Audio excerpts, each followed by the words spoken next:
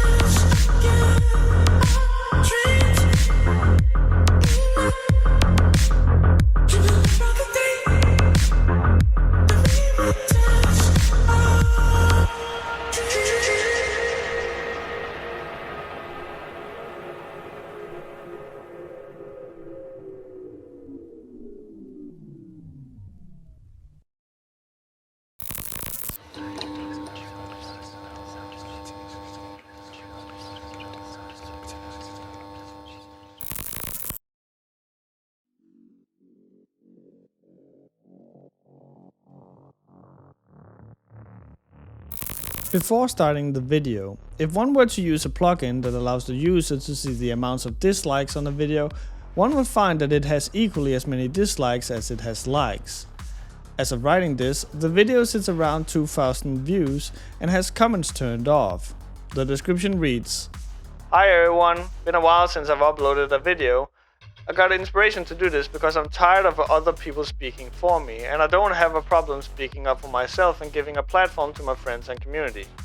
I expect there will be several videos that are multiple hours long, delving into many topics over the years. I'll be discussing a lot of topics, largely relating to the community, past issues, and ways that people have engaged harmfully with the community, either from within or from without, like people who specifically try to exploit me and my friends and loved ones in order to get engagement. We are focused on a lot of pain in this first video, so just be warned, it's heavy. The context also isn't immediately understandable if you've not been in the Discords, but hopefully there's enough context clues for what we're talking about that you can get a gist if you're not sure. You can also join the Discords to ask about stuff, links below.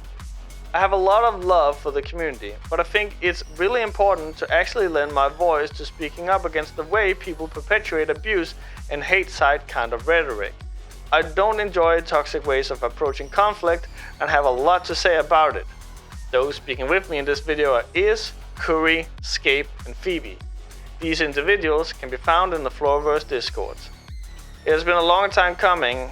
I think it's been nearly 5 years since I stopped really engaging as much on social media platforms due to harassment, abuse, etc.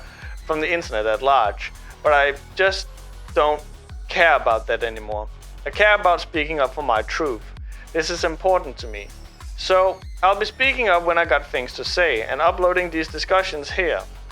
This will likely be a community kind of endeavor where I'll be speaking to many different members of the community to get different perspectives over time. This series can be infinitely long because it'll depend on when I feel like talking about issues and devoting an entire day to making a video. Audio editing takes time, especially for recording this long. The first video starts out with Glib introducing the video, and the different participants of the call take turns in introducing themselves.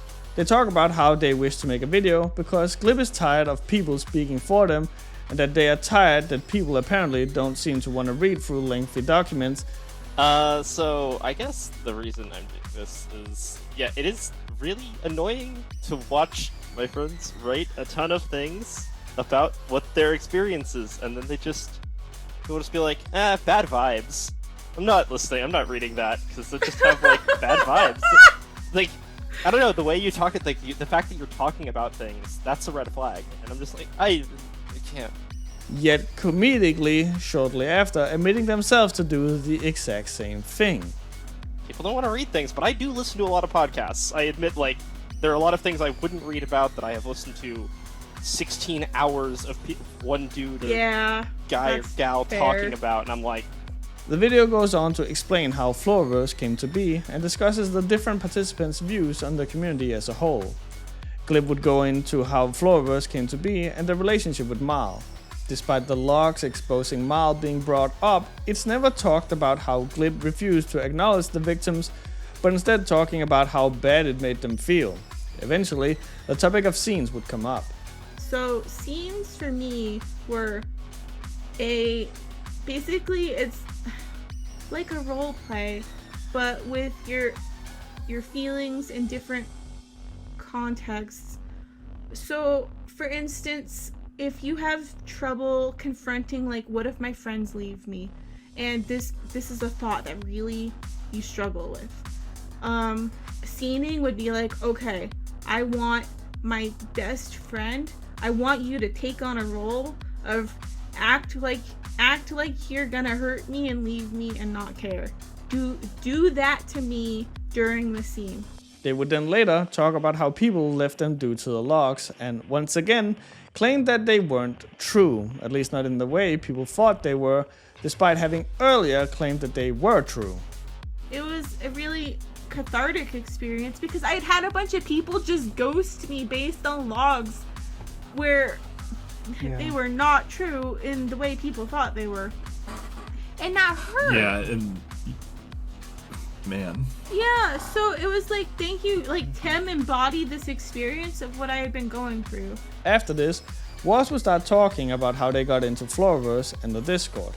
This would be followed by Scape, who would talk about how the Floraverse community was open to them being trans, followed by Phoebe, who fell in love with the community due to them talking so openly about their feelings. This would lead to the talking about venting, which would, once again, lead Glib to, from the sound of things, elbow their way into talk about Marl and how he mistreated them, despite it sounding like Phoebe wasn't done saying their piece. So, that is, like Phoebe said, why it explodes. Because venting doesn't actually, give you any release there. I gotta talk about that. I didn't used to use the vent channel at all because I was terrified of the public because of chaos. It just harassing me a lot. Glib would then proceed to talk about the scenes and explain how they work. The group would discuss how people were supposedly not forced to join the scenes and would blame the people who claimed they felt forced to take part, saying they were, quote, pressured by themselves. Maybe they felt pressured, but the pressure came from themselves, feeling like I need to do this, and then we'd be like, why, if you didn't want to? They were like, oh, I felt like I need to. It's like, nobody wants you to feel that way. Yeah. This would immediately be followed up by Glib talking about how the people who did not want to do the scenes should just leave the server.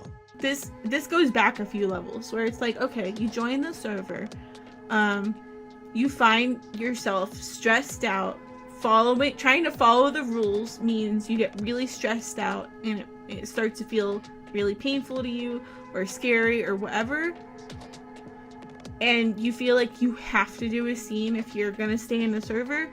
Don't do the scene. Please just leave the server. That's my honest ass opinion here. I don't want people doing stuff they don't want to do. If they're not compatible with the space and they can't talk about conflict, that's fine. Don't be here. Was would tag on to this, saying that the people would get kicked from the server for not doing what was healthiest for them.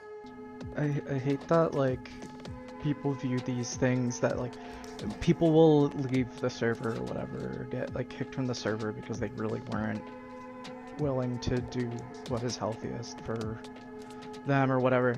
The conversation would then go to discussing kiwi farms, to then talking about the cult allegations. Glib would theorize that the reason for these accusations are due to the server talking a lot about feelings. And sometimes, people would talk about stuff that multiple members would react to the same way, and that is what would make people misconstrue that as the server being a cult. This would then prompt the talk about Rena's story. From there, they would touch on the part where Rena had stated that the mindset of the server was that dreams and thoughts have the power to impact reality, so you better not think anything bad. The group would then go on to dismiss how ridiculous it was that they put a lot of agency into dreams by saying the following. But it's like, they think that dreams affect reality. And it's like, but yeah, like if I have a dream and I'm like, wow, that really makes me think about how I really don't like this other thing going on in my life. I think I'll take an action about that. Yeah, the dream's affecting my reality. It's literally true. How is this a cult thing? I like my dreams. The group then spends the next 40 minutes talking about dreams, dream synchronicity, and even touches on things like indigo children, spirituality, and tarot cards. The group then discusses the part Rena had stated about you cannot have violent thoughts, only the artist can. You can't think bad things except the artist can. And I just felt so like, okay, that doesn't make any sense. This time, the group would actually dismiss this point completely by talking about how a lot of the group's members have violent and intrusive thoughts and talk about it openly. Yeah, I remember, like you brought up the feeling of, violence because there's like no alternative. Like I remember when I was like in this, when I was stuck in like an abusive dynamic, I literally had thoughts that were like, I feel like either I have to die or the person I'm in this dynamic with has to die. Like that was my thought. Like I didn't know how to get out. Yeah. Like that was the point where I was. After this, Glib would talk about how annoyed they would feel when Was had been kicked from the server. Rena would not stop talking about how much Was had hurt them, failing to see the comparison between that and themselves, constantly bringing up Marl. I do go slightly fucking crazy. One of the things in Rena's letters, like, I was silenced and not allowed to talk about is. But there's like 250 mentions of you, about that many, from Rena during the period where you were not in the space and they were talking in the stage channel for emotions. They literally never I literally shut up can't about you. not run into it when I'm like searching things, like looking for old art. Yeah. Like, maybe somebody did a Waz and then it's something constant. Like, and then they push. This just reminds me of Waz doing this, or like is doing this and stuff like that. It's just like, It's constant, dude. And I would ask questions to try and understand, because I like genuinely wanted to understand how you had hurt them, what had happened, why it had happened. Because okay, to give a little, too. yeah, to give a I little, didn't know for a year. like to give a little context, my feelings were like Marl absolutely preyed on people, and I couldn't see that. And so my feeling was, okay, if Rena's saying like is totally preyed on me, I was like, well, I better take that seriously. They would also mention how Rena was only caring about the, quote, imaginary victim buzz. And this hurt. This super hurt, because I felt like Rena didn't give a shit about why I cared about you or what that meant to me. Rena only cared about more or less the imaginary victim buzz. That sucked. That sucked so bad. I'm going to state some hard feelings. You can read them when you feel like. This involves a stage conversation and Is and the mystery person. I do not feel like my feelings regarding Is have really been addressed at all. I feel like you have said a lot of, I don't get why people want to connect to Is, and I feel this makes you act in ways that are hurtful to people who do not want to connect to Is. I feel like you dropped the information about this mystery person and how it was definitely a very hurtful bad thing Is did, with no information beyond that. This is the kind of behavior that people do about me all the time that makes it so people just kind of shy away from me because they have no way to resolve or address negative feelings. I was just starting to connect to Is when it felt like you came forward with a bunch of pain that did not care about my feelings at all. I don't feel like you presented the information in a way that actually trusted anyone in the space. Not knowing who the mystery person is made me feel like I could not trust basically the entirety of Topside. There are many reasons that it hurts that someone would come forward about this, but only a little, and in ways that felt like it just caused you to push feelings of hurting Is. I don't like it. I'm currently in pain over this, because in order to care about you and care about the entirety of Topside, I have to consider this feeling that I can't resolve, which brings me pain over basically everyone who was in the space. Your remarks made me feel distrust towards the space in huge ways. It wasn't the only thing that did. But it was kind of the final nail in the coffin that made me feel like Topside was just being toxic and wasn't helping resolve issues. It's hard to ground to the mystery person having been hurt in ways that are definitely Is repeating patterns of harm when it feels like it was delivered through a filter of your anger which felt laced with feelings of I want to hurt Is. So it mostly just hurts. It mostly feels like I'm not allowed to talk to someone I want to connect with now because if I do that, then I'm overlooking harm that no one is telling me about, but that I'm being assured is very bad, which again, let me remind you, is how people treat me.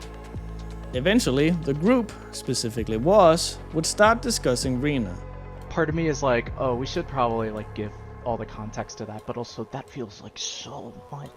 I just think we Give should at least context mention about it. the existence of Ray before we Yeah. not talk about that. That's true. Because that's what the thing is- that really gets left out every single time Rena talks about it. Okay, well, I just want to say a quick summary of events, and we Go can ahead, go into yeah. and everything else later. But Rena was somebody in the server who was an artist, and Ray was a moderator in the server, and I was friends with Ray. We kind of started having half relationship feelings and stuff, and Rena was someone who Ray also liked, like in that way. Stuff happened involving Rena's abusive household, where they got kicked out into the snowy, cold ass night and stuff, and we in the server were like, fuck, is there anything we can do to help about this? And I Yeah. was like, I live kind of close, like, I'm not gonna dox Rena. Nobody wants to dox Rena. Oh my god, By nobody the wants way. to do that. Nobody wants to fucking do If that. anybody fucking does, I'm fucking banning their ass from my life Yeah. forever. We're not doing this So, Was would end up mentioning that they had been accused of grooming Rena. Glib would jump in, clarifying that Rena was 19 when Was first started talking with them, as if that would disqualify the statement.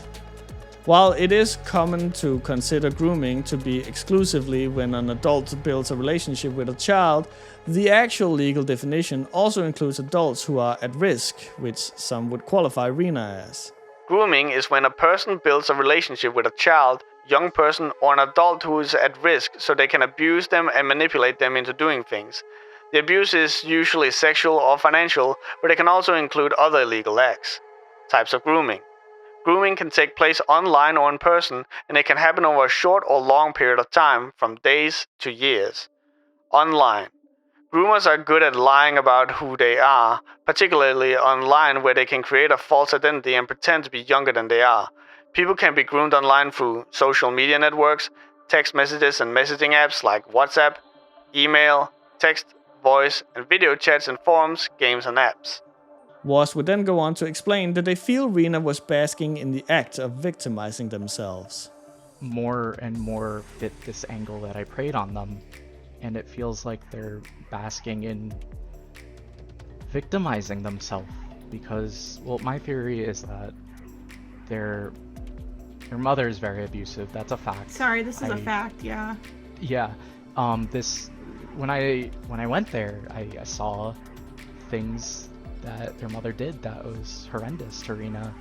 I saw things that Rena had described in text happen in real life before me. I like certain mannerisms their mom had, or like what their mom would do, like yell at them with.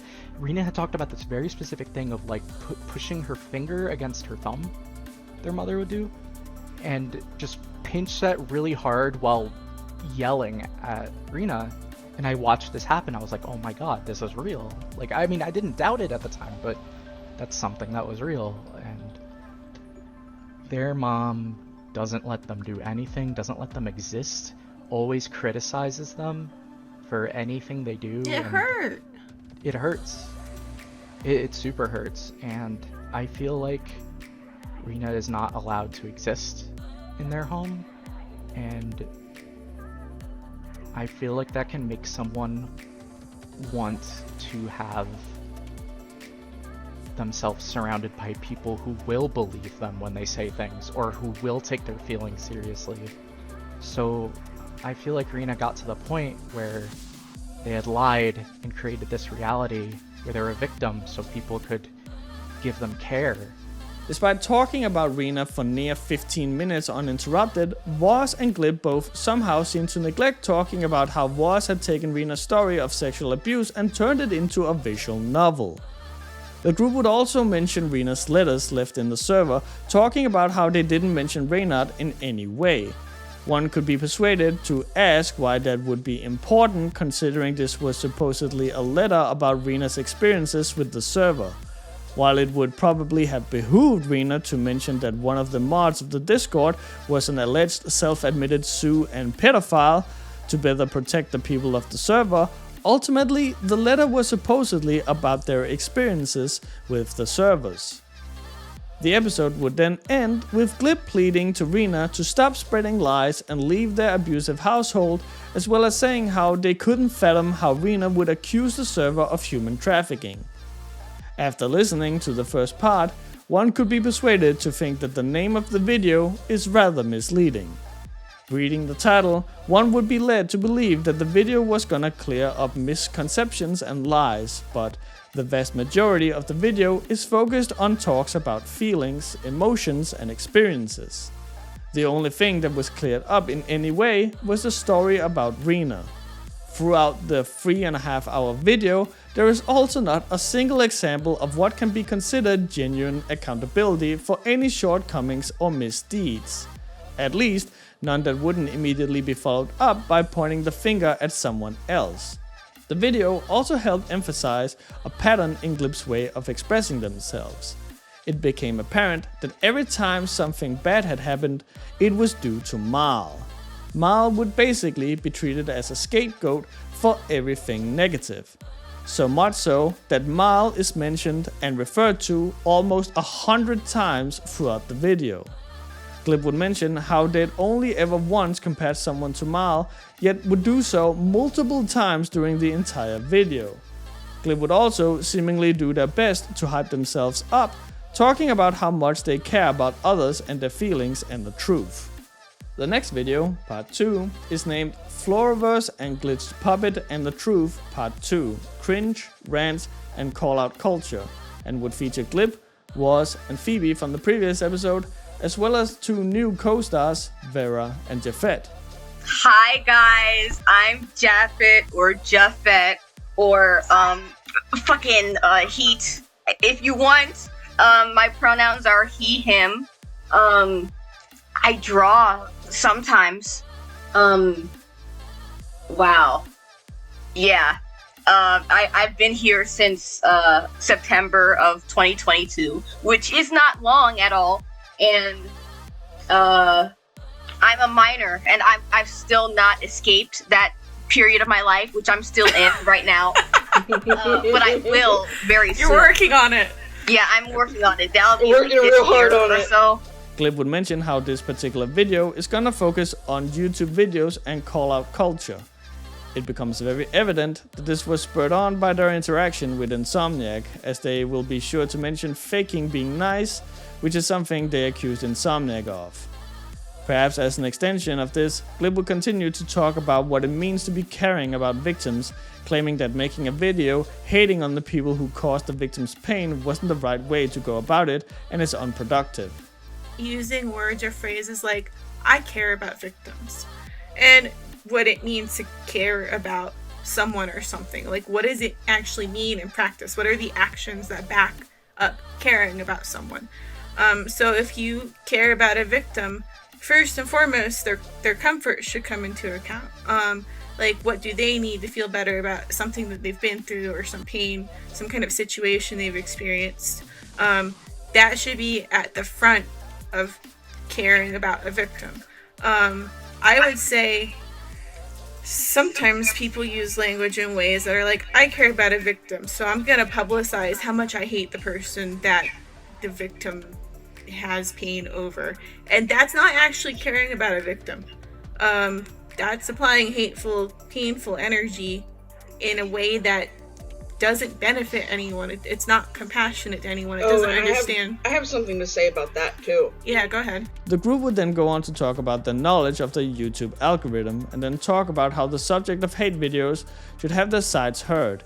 It would seem, judging by how it had come up multiple times, that Glib was most interested in creating connections and compassion and understanding between people. And that you'll try and defend yourself against. That doesn't really create connection or compassion. That doesn't create understanding between individuals or among individuals. I just think it's not healthy generally. Jafet would proceed to talk about how videos of people saying they didn't like people on public YouTube channels was unproductive, and that the subject of the video would end up getting harassed as a result of the video. The group would then proceed to talk the next 40 minutes about different fandoms and how those communities would attack each other and make call-out videos over what they considered as the smallest little things, as well as going into psychological experiments and witch hunts, both figurative and literal. Eventually, at around the 56-minute mark, the group would finally address Insomniac, introducing him as into the guy who kept more or less trying to coerce me and Iz into doing an interview and tried to manipulate us and Phoebe. Vera would then bring up the other YouTube channels that are known for covering dark topics, such as Mama Max and Nexpo, talking about how they convey stories with a lot of respect due to them covering real topics. Vera would go on to compliment the YouTubers brought up for their wish to take videos down if they contain misinformation, the very thing Glib had seemed to get upset with Insomniac for doing. They'll even delete entire videos if they got something massively wrong, to the point of like, okay, this video if I need this video up, I need to completely remake it, you know? Vera would continue complimenting the YouTubers for not just taking what other people had said as the truth, but would go on and try and talk with the people involved. Again, the same thing Insomniac had tried to do. They don't just take the word of other people that they see and use that as a talking point. They go straight to source material. And this recent guy does none of that. The group would then talk about how one cannot make an opinion piece on anything without compassion, and if one was to do that, it would only end up hurting people. They would compare this to how Rena's post was wrong, but that they would presume to understand why they did it, claiming it was due to their abusive home life. They would further comment that everything Rena had said was wrong, despite Woz having admitted to multiple things Rena had said, and Glib posting screenshots showing multiple parts of Rena's story was true. So I'm thinking about like last time even, when we were talking about how Rena just really got a lot of stuff super wrong. It's still important to be like, no, there's context for why this happened. Like, Rena's home situation super sucks. Like, they're being... Yeah, you can be compassionate towards Rena while also being like, Rena is fucking wrong. Yeah, they're wrong. Like, and they're everything people. Rena said was wrong. And their scare tactics. Like, using scare tactics. So, like... Like, their fucking scarecore jump scare of 2 of them came to my house. Yeah, so, like, I feel like it is really important to be like, no, super firm about when people are getting things wrong, when they're being hurtful, but also to include their context. The video would then end with Glib discussing their relationship with Pango, once more blaming the negative outcome of their relationship on Marl. They would also touch on how Marl had forced them into bestiality and had manipulated Glib, using the fact that they were poor to coerce Glib into things they weren't comfortable with. Once more, it is important to stress that for all Glib's wrongdoings, they too were very much a victim of Marl.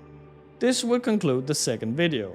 While this one felt much more structured and focused on the topic at hand, it too would have instances of the participants going on long tangents, ultimately distracting from the topic at hand. They would, however, end the video by saying how in the third video they were finally going to talk about Insomniac, for real this time. The third video is called Floraverse and Glitchedpuppet and the Truth Part 3, Appropriating Language of Compassion, and continues the trend of disabling comments.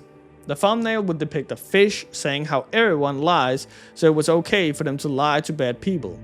It would also feature various quotes, purposely twisting what Insomniac had said. "I wasn't harassing anyone, I was just asking a stranger if they are a sexual predator.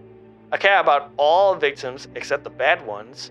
When they started saying things that I could use as information, that's when I responded more." The video would start off with Glib mentioning how they have a hard time being kind about this dude, most likely referring to Insomniac, saying how they invalidate childhood sexual abuse. To Glib's credit, this is, as mentioned before, something Insomniac as well would apologize for in the video that would come out 3 days later. Glib would continue to state that the dude doesn't understand empathy. They would then preface how they wish they were able to show Insomniac more compassion.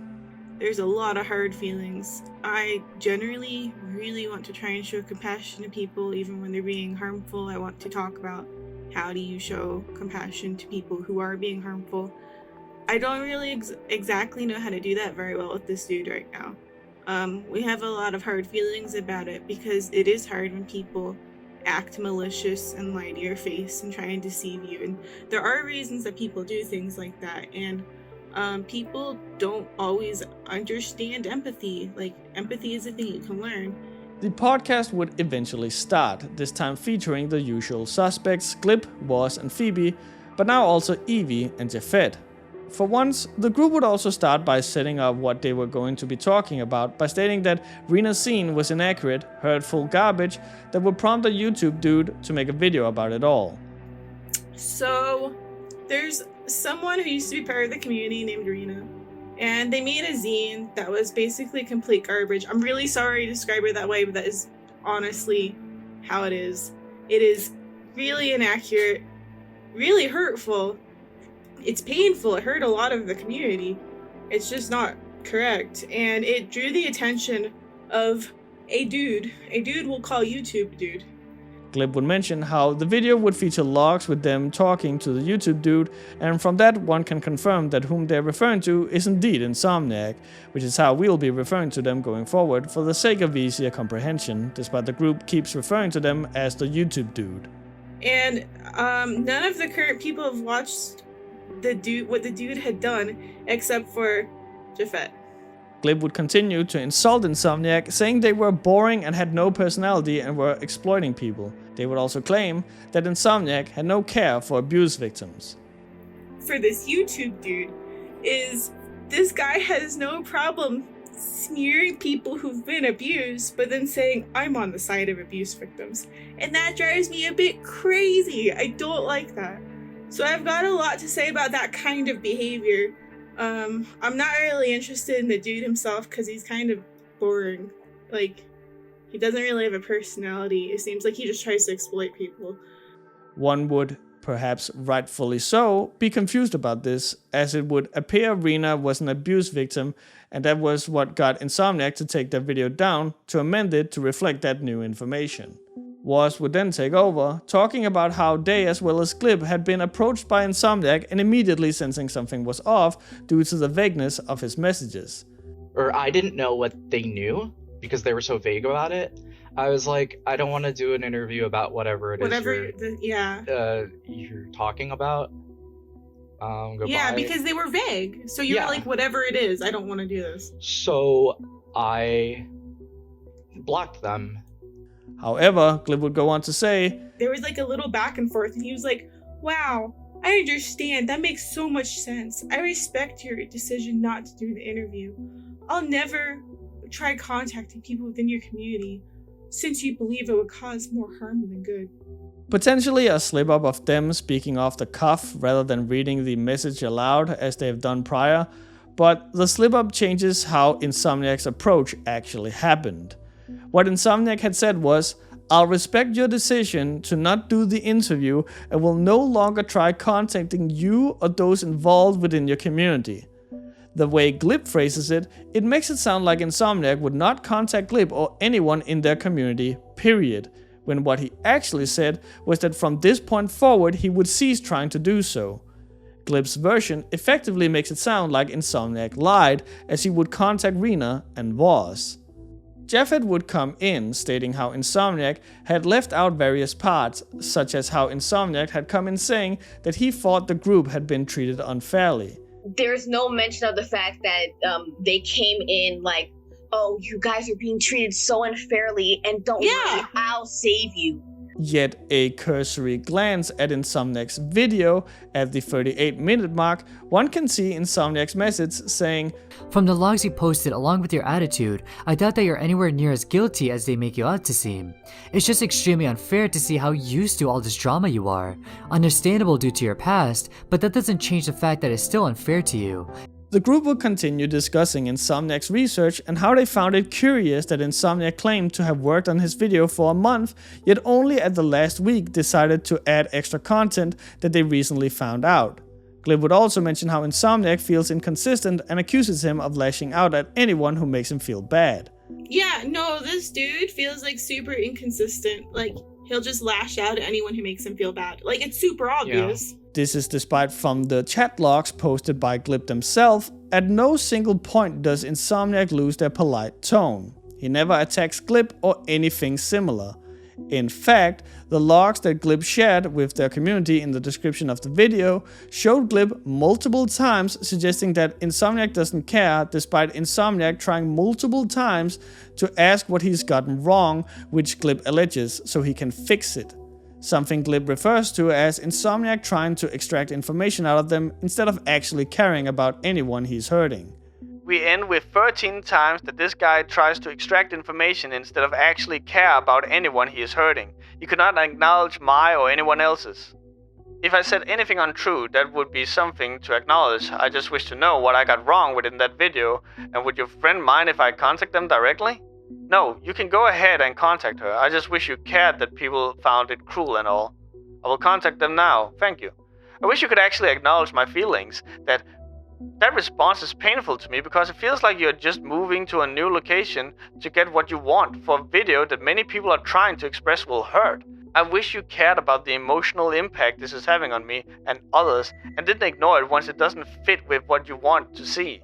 It should be noted that multiple times throughout their exchange, Glib is trying to get Insomniac to tell who from their community had told Insomniac that was made them feel unsafe, while Insomniac refuses as he doesn't want those members to be ostracized from the community. Okay, let me say this. You personally say you do not want a video, but like I stated, 3 people from your community have stated otherwise. You have ignored that 2 times now, and one of them is even a moderator. Are they currently in my community? Yes, they are. A current moderator? Yes. How many times do I have to state this?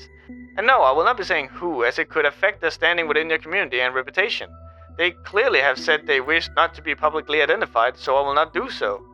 Now that I have stated that I have been making this video as members of your community have expressed concerns about the situation, can you please state what I got wrong with my original video? Thank you. I feel like I'm being lied to. None of my moderators want this video. They've all said this. So that means either someone is lying to you or someone is lying to me. It seems he lied to me here in order to try to extract information. I have spoken to all of my moderators about this. None of them wanted this, and this guy definitely had outdated information, but he cannot be asked to actually check or care. Either he was lying to me or someone was lying to him. I'm generous here and express the possibility that someone was lying to me, but I do not believe this to be the case actually. Times dude tries to bypass my no and ignores that I do not consent to a video in order to try to extract information counter 9. The conversation would then go on to address how Insomniac had written, which is why I am not trying to understand your side of everything before making any more decisions, since I feel it is unfair to just do one side, and then laugh about how he would correct himself trying to instead of trying not. If Insomniac was typing this on a phone, the autocorrect feature on the phone would most likely have made that error. Jafet would say how Insomniac would go crazy and be so upset about this point. Which is why I'm not trying to understand. Yeah, he said this. Which is why I am not trying to understand your side of everything before making any more decisions, since I feel it is unfair to do just one side. And I was like, not trying to? He's like, trying to. Sorry. I am trying fast to respond to your concerns. And then he had to correct that to typing. So he kept making a lot of typos. Right. He went on and on about that in that video. He was so upset that you had to say, hey, maybe you should stop typing so fast.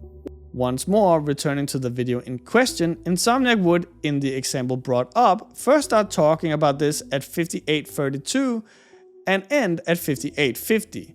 So little less than 20 seconds of him saying, I wasn't, I just like typing fast. That's why whenever I type a script up, it's usually made with a lot of grammatical errors.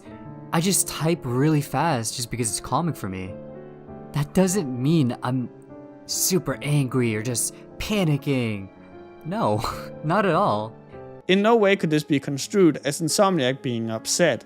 Glib would even ask Jafet, really? In disbelief, to which Jafet would affirm their claim that Insomniac had gotten upset, going as far as to claim he had been offended, which is, again, categorically untrue, which is a tad bit concerning when Jafet is, as mentioned before, the only person who claims to have watched Insomniac's video.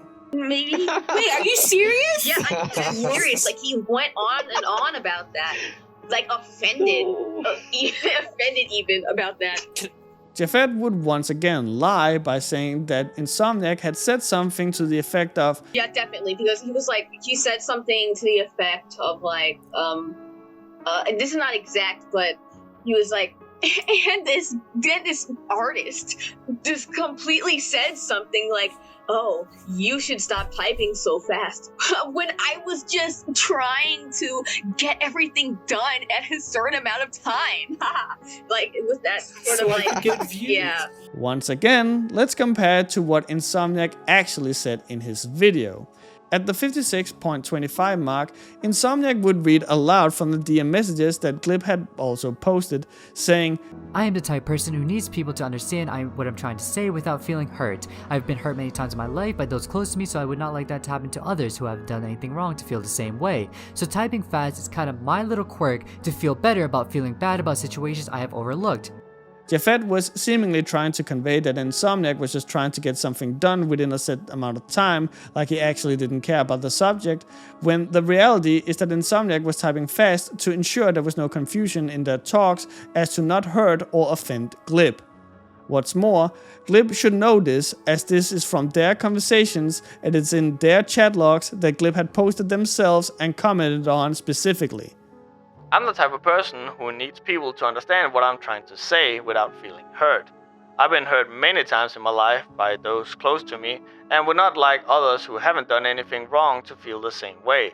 So typing fast is kind of my little quirk to feel better about feeling bad about the actions I have overlooked.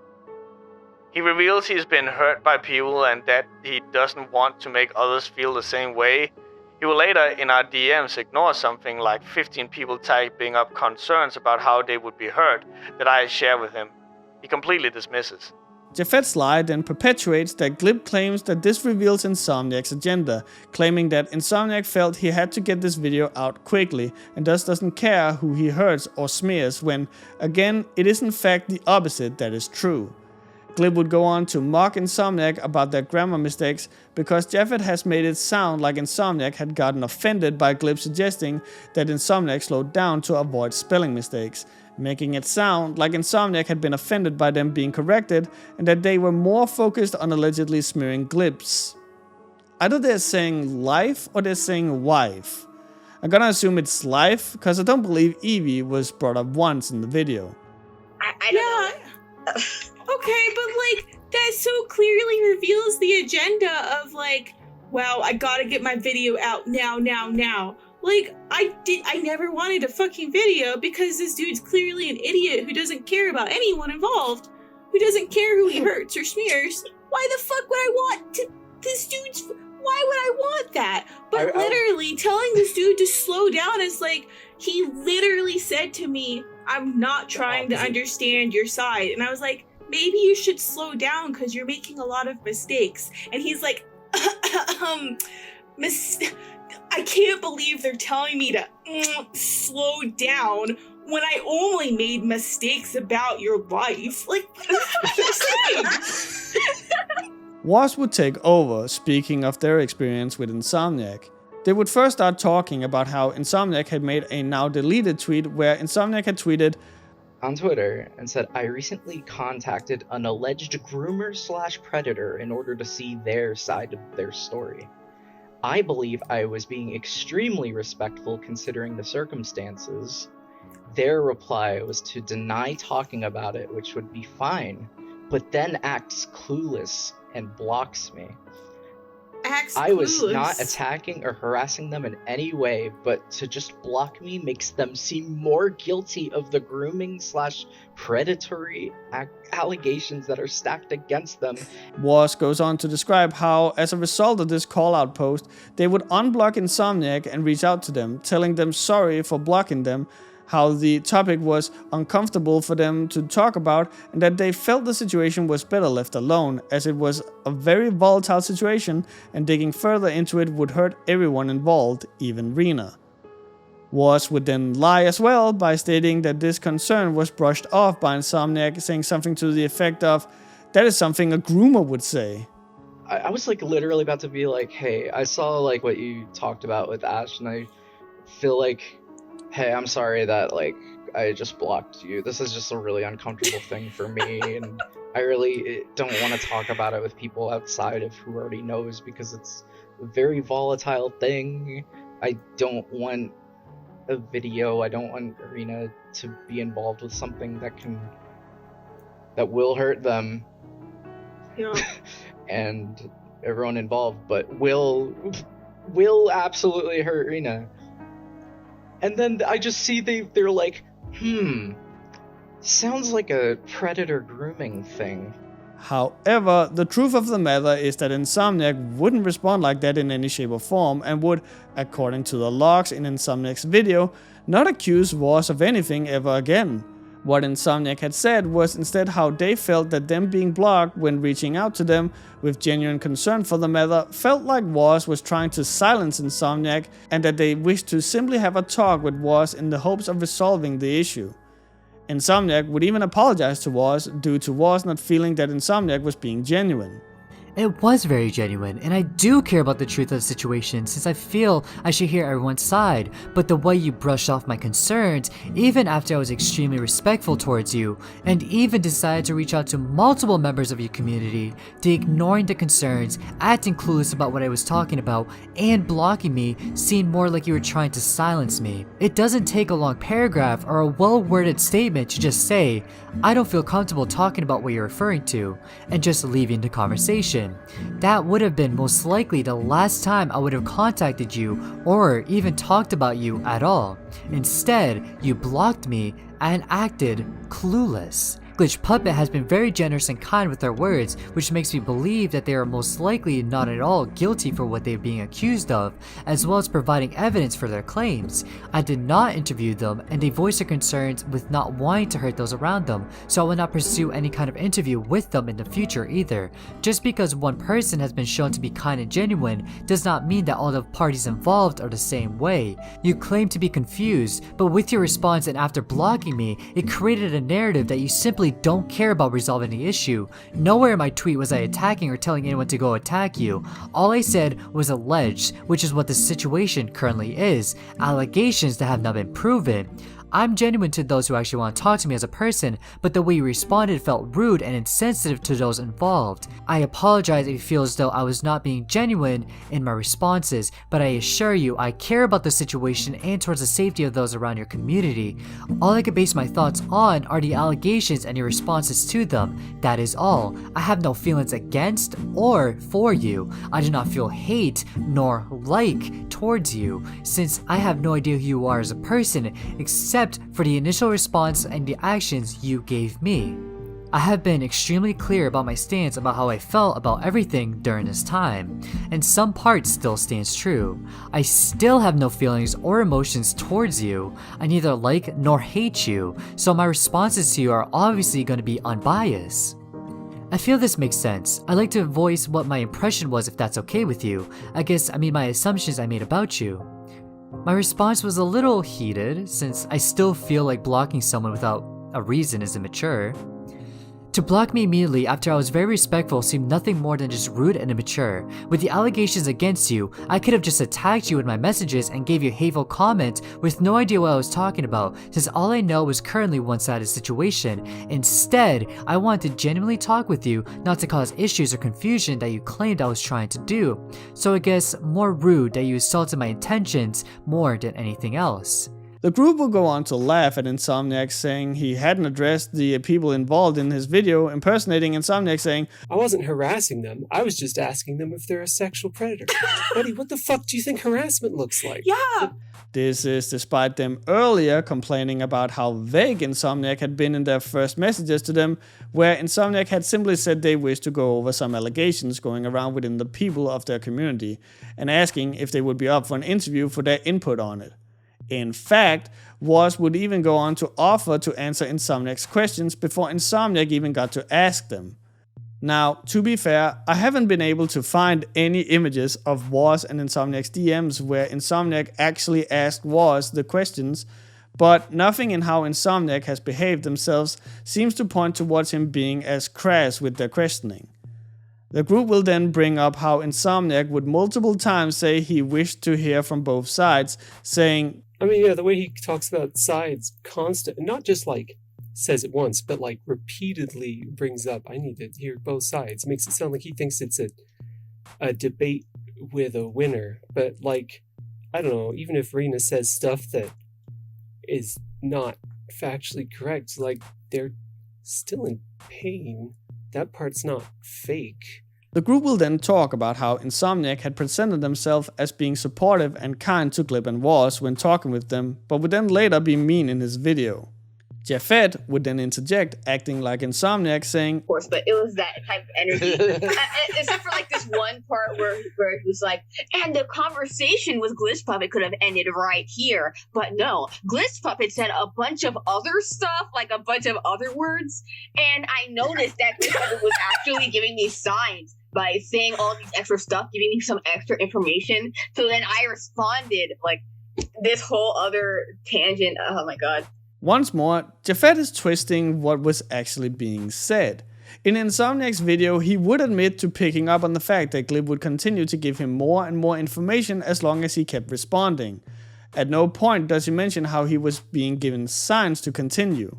Perhaps Jafet did not mean it that way, but the way they portray it makes it sound like Insomniac would see signs of encouragement to proceed, which in turns make him seem delusional, when all he really did was responding to messages sent by Glib, who would not stop feeding him information. The group would then proceed to call this manipulation. Manipulation is defined as controlling or influencing either a person or a situation cleverly or unscrupulously. While Glib may not have wished to convey the information they ended up conveying, Insomniac had simply responded to whatever Glib had written. At no point was he trying to sneakily encourage Glib to give him specific information. Glib just communicated with him, and from what they said, Insomniac was able to derive various points of information. It should also be stated that another definition of manipulation is alter or present data so as to mislead. Glib would then go on to talk about how Insomniac had tried to correct information within his video by asking Glib what information was wrong after they had claimed that his video contained misinformation. Glib would state that they had not felt safe giving Insomniac this information because they didn't want a video being made about them.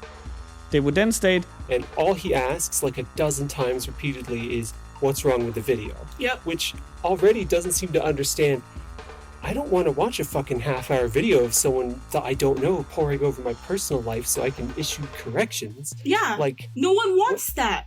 Nobody. while no one involved should have to share personal information they are not comfortable with under any circumstances, Glip was the one to say in their DMs with Insomniac that their friend, presumed to be Japheth, had listed off all the inaccuracies the video had. Insomniac would thus try to amend this supposed mistake. I did not watch the video. A friend watched it for me and listed off inaccuracies. I wish you had actually been upfront about Is blocking me being the reason for you asking. I'm not Is. I have different feelings than Is. Being close to them does not mean we share exactly the same feelings. I did not say you were trying to force me to answer, but that it felt like pressure. I am expressing the impact you had on me, not trying to remark on your intentions. So, what are the inaccuracies listed that they gave you? Glip and the others seem to have figured the inaccuracies were stuff that involved their personal life, and it can be assumed that correcting this information would disclose information about their private life that they would rather not be made public. But not once does Insomniac ask to get the correct information. He simply asks what information is incorrect.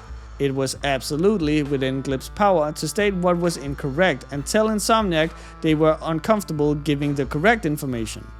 Insomniac could thus choose to not even involve the part with the wrong information, thus stopping the spread of misinformation. But Glip didn't say that, and instead said, I do not feel you're reading what I'm typing. I need acknowledgement that you're not going to act exploitative. I need acknowledgement you understand that I do not want a video, do not consent to that at this time. The group would continue to put words in Insomniac's mouth, pretending that he had said, please watch my video about you. And also saying that his video at the time had been taken down, so they couldn't answer anyway, when, again, Insomniac was merely responding to the list Glip had gotten of supposed inaccuracies. They didn't have to watch the video, they could just give him the list they had already gotten, something even Insomniac brought up in their conversation with Glip. Now I will be asking one more time, and please answer me so I can know, what exactly did I get wrong or put in my video that was misinformation? It's a simple question, and if your friends or members of your community send you a list, then it should be easy to either A, remember it, or B, look at it to see what they said. They would also say that Insomniac never asked a specific question, but again, Insomniac was never told what information was incorrect, thus it would be impossible for him to ask specific questions. Like, he never asked a specific question, right? Nope, he only Not a asked for single corrections. The group would then go over how they didn't consent to be in Insomniac's video. While it may be uncomfortable, the consent of the subject of a video is not required. If that was the case, Glip and their group would need Insomniac's consent to discuss him and his videos in theirs. According to the Independent Press Standards Organization, if the article is reporting on factual information that is already in the public domain, such as a recent court case or comments made publicly on social media, not contacting someone before the article is published is highly unlikely to be a breach of our rules. However, a case could be made that Insomniac would need the group's consent to post their Twitter DMs, as that is private conversation, and it does not appear anywhere in their exchange that he had asked for their permission to publicize its contents. Glip would then go on to say, Yeah, and that's the thing, is like he put out like this heavy coercive feeling of like, if you don't give me corrections, then I'll post something even worse. And would continue to say, it's literally this feeling of give me information I want from you, and if you don't, I'm gonna hurt you maliciously. And then he's like, it's extortion. Yeah, it's extortion. This is a blatant lie. Poring over the logs that Glip themselves have posted, not a single time does Insomniac say what will happen as a response to Glip not giving the correct information. He doesn't even say he'll continue reporting misinformation. The topic is just never actually brought up. Glip would then continue to say that Insomniac gives them rapist vibes due to not respecting Glip's lack of consent on him making another video, which wouldn't be the first time they've compared Insomniac to a rapist. Like, I said this to people before, but that kind of attitude gives me rapist vibes. Like, that's the kind of feeling I got from Marl when he didn't care before I experienced that. Like, coercion from Marl, rape, Glib then brings up how, despite Insomniac stating multiple times that he wasn't pressuring Glib or was for information, they still considered it being pressured, and to their credit, that is a valid criticism towards Insomniac, where even though he did not feel he was pressuring anyone, the person on the other end can still feel pressured. I'm not pressuring, but he cannot acknowledge that it feels like pressure. He's so focused on facts where he looks nice, where he says, I don't want to pressure, but it doesn't matter what the fuck you want to do because you are pressuring. Glib would, however, continue their rant about Insomniac, stating the following. That feels like the kind of feeling of violation that leads to stuff like rape. And this dude does not seem to understand that. This dude has no fucking business making videos about these super heavy topics when he cannot even understand that the attitude he has could lead to him sexually assaulting someone and then fucking smearing them for it. A very severe allegation, but Glib could potentially have a relaxed relationship to such allegations due to the many pieces of art they've produced over the years containing themes and depictions of explicit sexual assault. The group would then go on to accuse Insomniac of not respecting them for saying, I don't want to talk, by again putting words in Insomniac's mouth by saying, You were like, I don't want to talk. And they were like, I can't believe you don't want to talk. You're obviously guilty. Once more, it's a minor discrepancy, but one that is important for the context. The allegation that Insomniac had made was not that Woz was guilty for not wanting to talk to him. It was due to Woz blocking him and, in Insomniac's words, acting like they didn't know what the accusations were about. Again, Insomniac had told Woz that they didn't even have to respond to anything they were uncomfortable with. Woz would continue to claim that Insomniac would then proceed to delete his tweet about Woz now that Woz had finally given Insomniac what he wanted. Eventually they were like, okay, I deleted the tweets. Now that you'll give me what I want. And yeah, stuff. That feels that's literally so coercion. bypassing a no Yep. and doing things in order to change that no to a yes. Yep. And that But fact of the matter is that Insomniac had deleted the tweet as a response to Woz stating why they had initially blocked him, and only after that would Woz agree to answering his questions. The group would then go on to accuse Insomniac of not taking sexual topics very seriously due to Insomniac, for whatever reason, putting up cropped porn images made by Glib when talking about Forbidden Flora. This would make the entire group exclaim in disgust and exclaim, And I was just like, holy shit. What the fuck is your problem? Like, he kept on, like, bringing attention to, like, glossing over the fact that the group is exclaiming in disgust to art made by Glib themselves. They are presumably upset that it was in a non-age restricted video where everyone could see it, which is ironically similar to how Glib has made their not safe for work content accessible to minors for years. To Insomniac's credit, however, this was done after a trigger warning. Continuing, Jeffet would make allegations that Insomniac had repeatedly brought up Forbidden Flora when in actuality, Forbidden Flora was ever only brought up twice in the video, and one of the times was only due to Insomniac reading the quote from Glib how they had hoped their legacy would be for 13-year-olds to read Forbidden Flora and realize they're gay and or trans.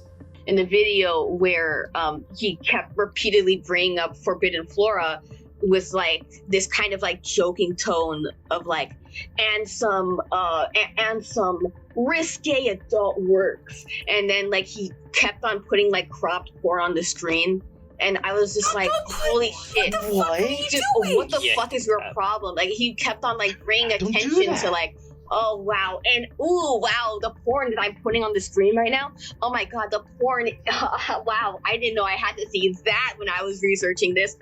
It was gross. Like, it was just disrespectful as fuck. I can't even, oh my god. Jeffet would then go on to say, they were like putting up images too that you usually don't see on like when you like scroll Google search of like a character, for example. Then they were posting images that I feel like I've never even seen before, and I was shown parts of Forbidden Flora. Friendly reminder, Jeffet is, by their own admission, a minor and has now just confessed to being shown images from Forbidden Flora. And judging by what they said, the parts of Forbidden Flora that they've been showed had been sexual. Woz would then go on to claim that Insomniac had repeatedly asked them to watch the video and been confused as to why they hadn't watched it yet when asked. As there are no screenshots of this exchange, one would have to take Woz's word for it, but they had already proven to twist the truth.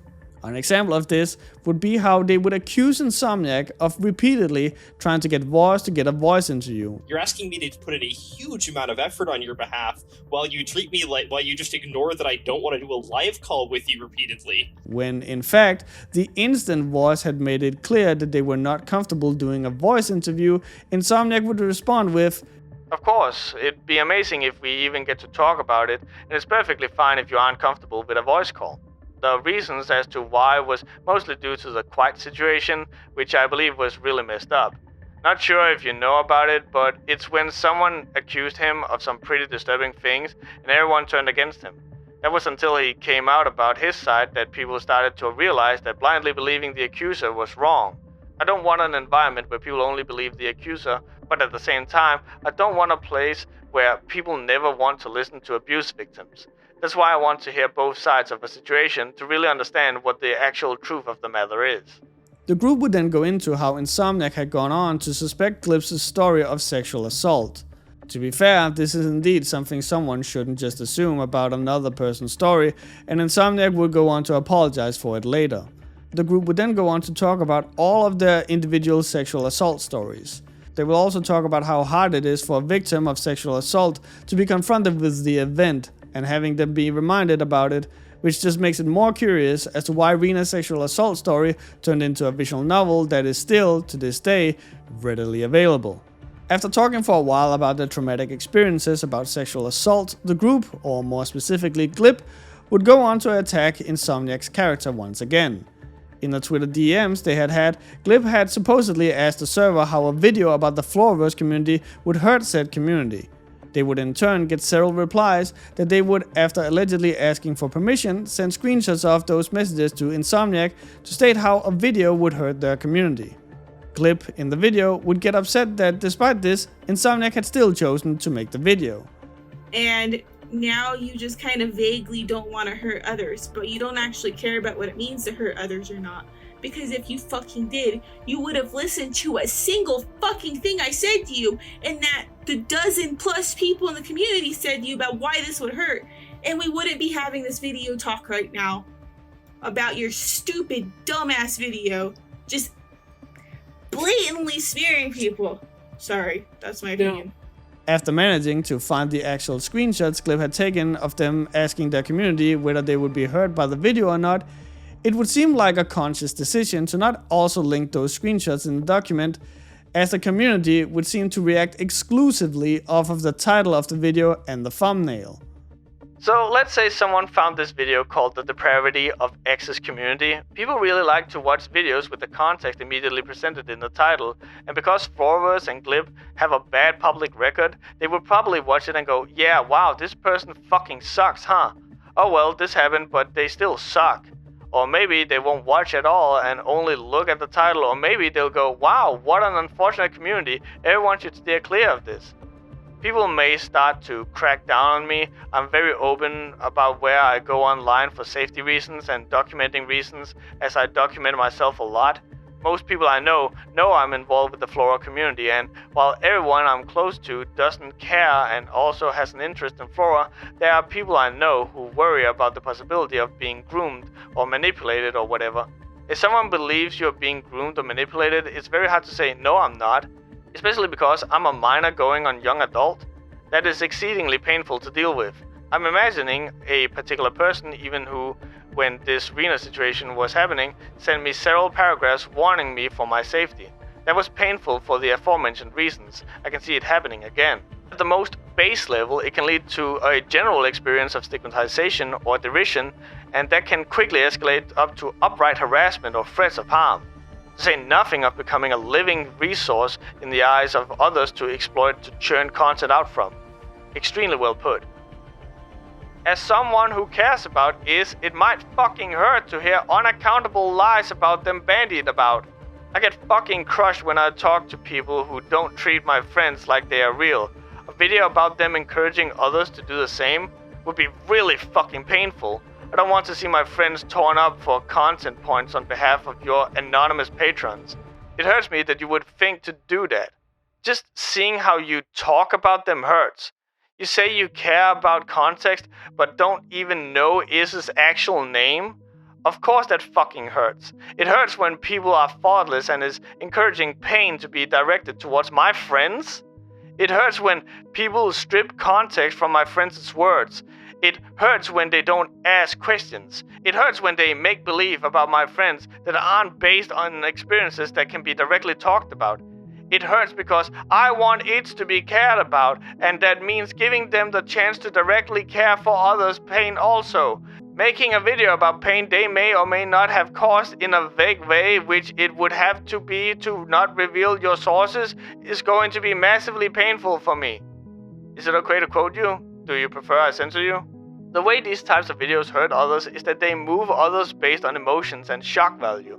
The way our brains work is that the more we are exposed to something, the more we believe it is true generally. This is why certain things that are commonly seen can be taken as facts when actually they aren't. Stuff like giving young kittens cow milk, this isn't actually the best for them. Kittens very quickly become lactose intolerant and cow milk can hurt them if you're not careful, despite how common the visual is in media. When you make a video that has clickbait sort of title art and titles the depraved community of Glitchedpuppet plus clips art with text that talks about the allegations against Is, that draws upon deeply negative emotions first and foremost. Depraved community primes someone to believe the community is depraved. It isn't something like the complicated history of so-and-so's community. It is directly injecting an opinion that the community is depraved. Even if the rest of your video is totally fair and reasonable, which to my understanding it wasn't, but I wasn't the friend who watched it, the first impression you give matters a lot. Not everyone sits through the entirety of every video. I've had people come to me with questions, and they mainly got that from only halfway reading things others had written. When you release a video, when you release a public media form of any kind, if you're not cautious with that sort of feelings you are putting into the video and how this affects how the video is received. When you express to Glip that their character is kind and then release a video implying their community is depraved, this feels like you don't care about the words you use. When you forget what your video even had, this feels like you don't care about the way the video can affect others, as you believe you don't have an impact. But the thing is that you do not have to directly state that someone is bad for people to pick up on that opinion. You do not have to tell others to drag someone when they can jump to conclusions themselves.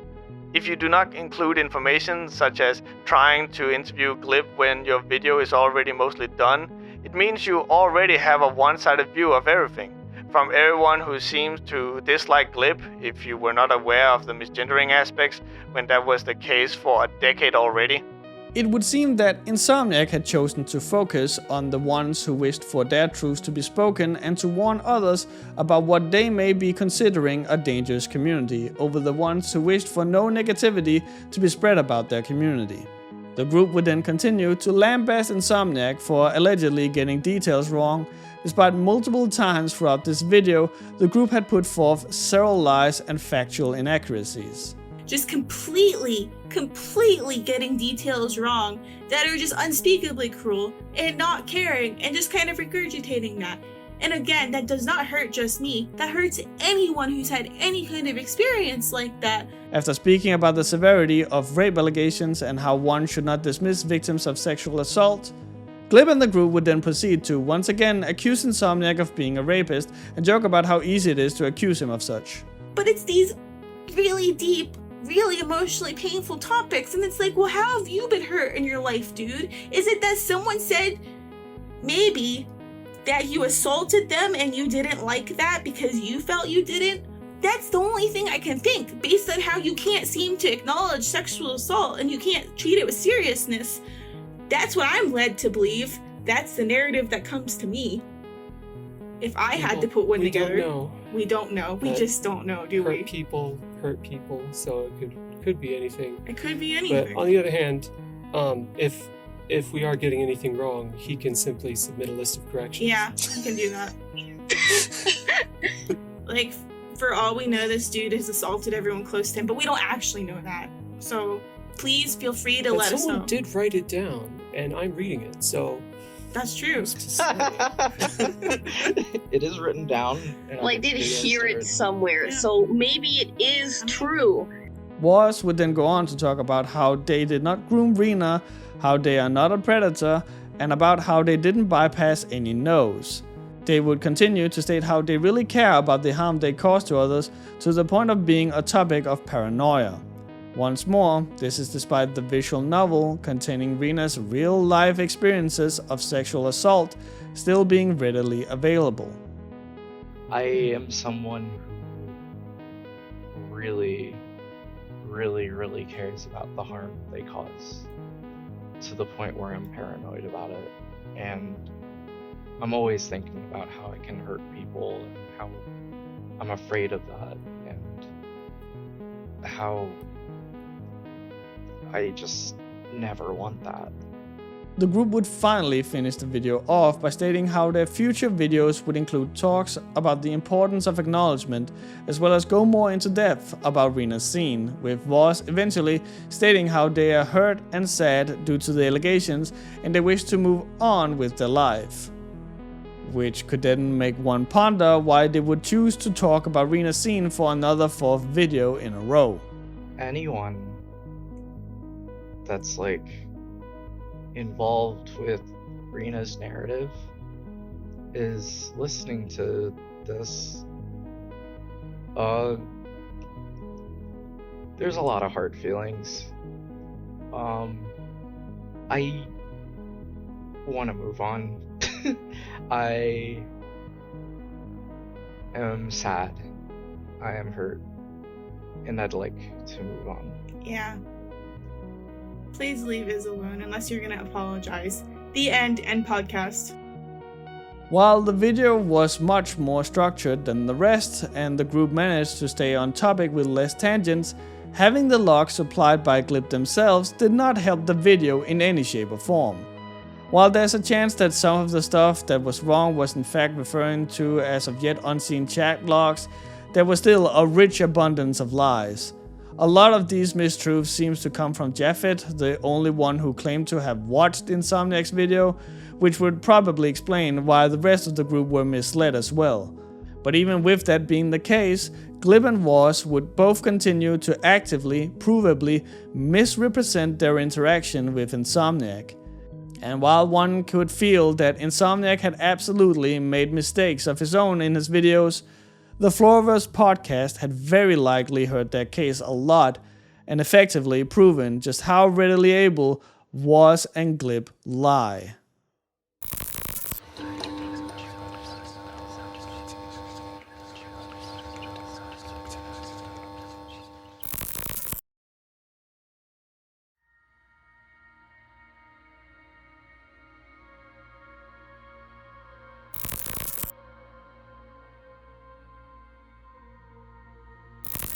The story about Glip, and through them as an extension the Floraverse community, is a long, twisted and confusing one.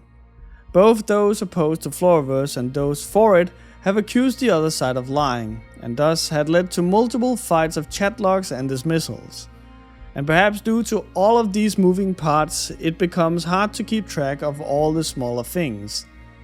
Both parties will enter the topic at different times, and due to information being removed, obscured, or sometimes retconned later, few get a full picture of the truth. I'm not saying that I have the full picture, especially after making an active effort in not involving myself with the ongoings in any way. So while I may not claim this to be the truth, I can at least end this long dive off with my thoughts. I believe wholly that Glib was abused as a child by their parents, later by their partner, and eventually Marl as well. Perhaps as a result of this, they've been left with a warped view on sex, especially when it involves children.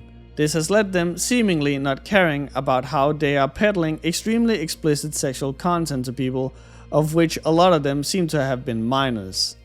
Glib would talk a lot about how people change, but the problem is that Glib hasn't shown that. They continue to still provide sexual content to minors to this day, as seen with Japhet admitting as recently as the month of writing this script to having been exposed to the sexual sister comic Forbidden Flora. Had it been once and someone had brought it up to them and they had corrected it, that would have been fine, mistakes happen. But over and over, the topic of minors has come up again and again, to the point where it becomes impossible to not see a pattern. The kids in the Floraverse community are not safe, and that is despite having a comic that from the get-go appears to be aiming towards children. Glip has recently taken to state that it was never their intention to expose minors to sexual content, which is in stark contrast to what they have stated before, as well as the almost countless examples of their carelessness when it comes to keeping sexual content away from minors. Glip's problem is not that they do harm unto others. While yes, there has been evidence of that, their biggest problem is how they are remaining passive when it's within their power to stop it.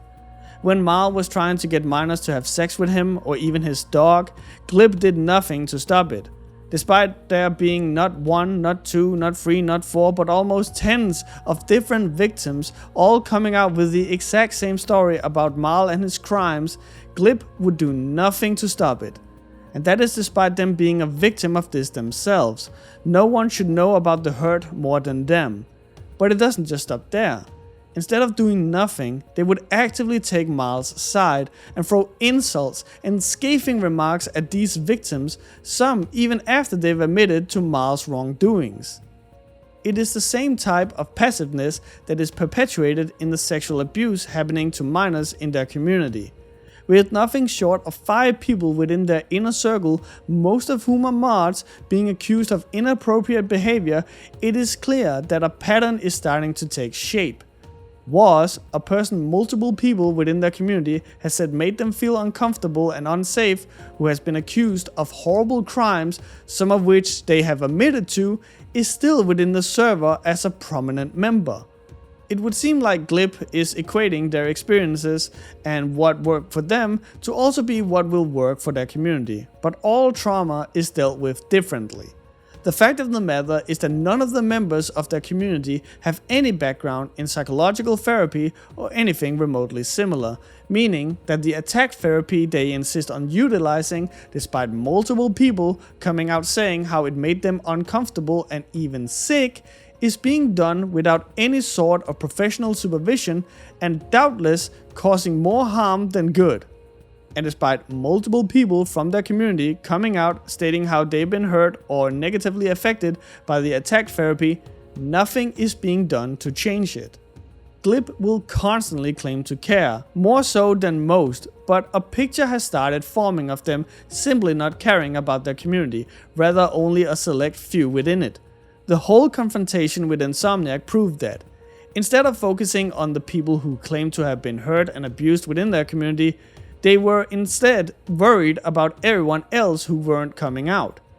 When I first looked into Glip, I honestly felt like they were just a victim surrounded by bad people. Bad people who were forming a hurt and broken person like Clay into something that would benefit them. Like how Marl is supposedly the one who kicked off Glip's trend of drawing animal creatures having sex, or how Reynard was there from the beginning of the Discord, perhaps using Glip to get access to minors.